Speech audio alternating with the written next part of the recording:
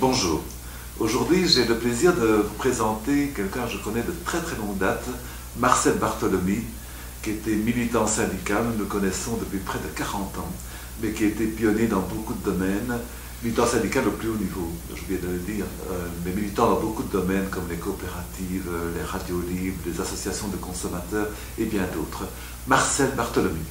Jean-François Istas, je le connais, comme il vient de le dire, depuis plus de 40 ans. Nous sommes connus dans le milieu syndical, dans le monde syndical, puisque nous étions dans des centrales professionnelles de la UGTB. Donc nous étions des gens de terrain et on y a quand même fait carrière en restant quand même des élus de la base, ce qui est peut-être un peu moins vrai aujourd'hui, la technocratie ayant pénétré quand même un peu le monde syndical aussi, comme en politique d'ailleurs. Mais ce que je crois avec Jean-François Istas, c'est qu'il faut garder quand même le lien avec le monde ouvrier, le monde syndical et les travailleurs en général. Ce qui se passe aujourd'hui dans le monde du travail est plus que grave. On a une désindustrialisation prononcée qui touche non seulement notre région, la Wallonie, et même une bonne partie de l'Europe.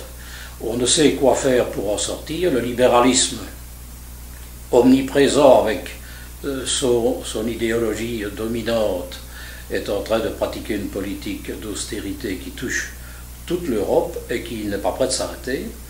La pression qui est exercée sur le budget public est telle qu'au niveau de ce qu'on va demander demain aux travailleurs, ça devient complètement insupportable. C'est encore heureux qu'on n'ait pas eu de révolte par-ci par-là, parce qu'à une autre époque, c'est ce qui se serait probablement passé, et le mouvement syndical aurait dû embrayer dans ce cas-là. Je rappelle quand même qu'il n'est pas loin pour nous qui étions de jeunes militants à l'époque, la grande grève de 60-61, pour des choses tout à fait similaires à ce qui se passe aujourd'hui. L'austérité qu'on voulait nous imposer par la loi unique, ce sont aujourd'hui les normes budgétaires imposées par l'Union européenne, avec des thèses complètement libérales.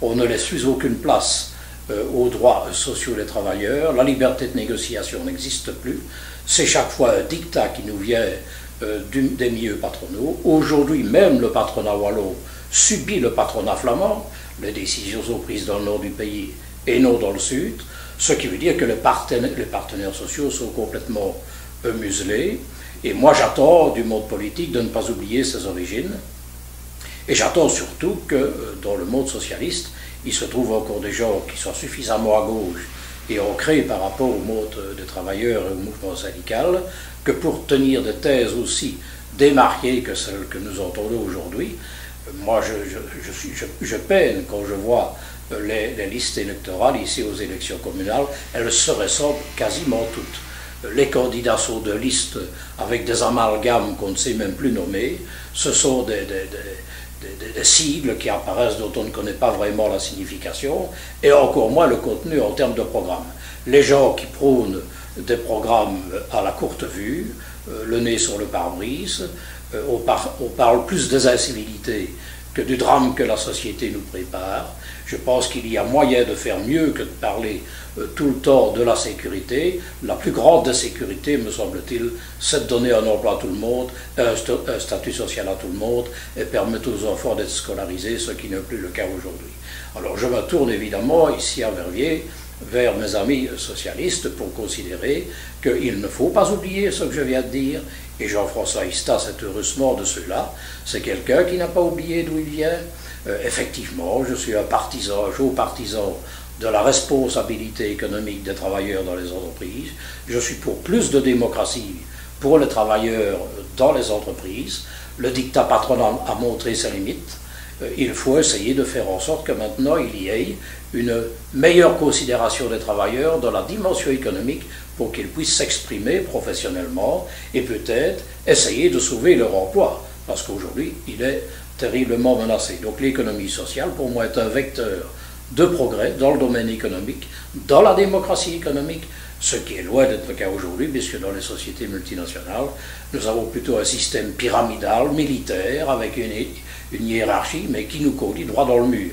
Il faut rendre vie à l'économie pour la rapprocher de l'homme, une économie réelle, comme on dit, une économie qui ne se laisse pas manipuler par les spéculateurs, par les financiers qui sont on ne sait où, et il serait temps peut-être que même au niveau des communes, on puisse retrouver une certaine forme d'initiative.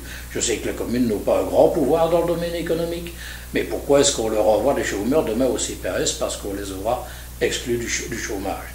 Donc ça veut dire que lorsqu'on jette les gens à la porte, à ce moment-là, les communes sont bonnes pour les recevoir, et les Flamands qui vont évidemment nous quitter probablement si on écoute la NVA, eh bien nous aurons toute cette masse de chômeurs qui viendront sur le dos des communes, dans les CPAS, et les Flamands reprendront la part qui est la leur au niveau des allocations de chômage, et puisqu'ils ont moins de chômeurs que nous, ils auront des moyens financiers pour essayer de faire quelque chose de positif, et nous partagerons la misère. Donc je crois que les communes ont un rôle à jouer dans le domaine économique, et ne pas laisser faire n'importe quoi. La démocratie économique, c'est un thème sans doute plus intéressant pour moi, pour l'emploi, plutôt que les incivilités.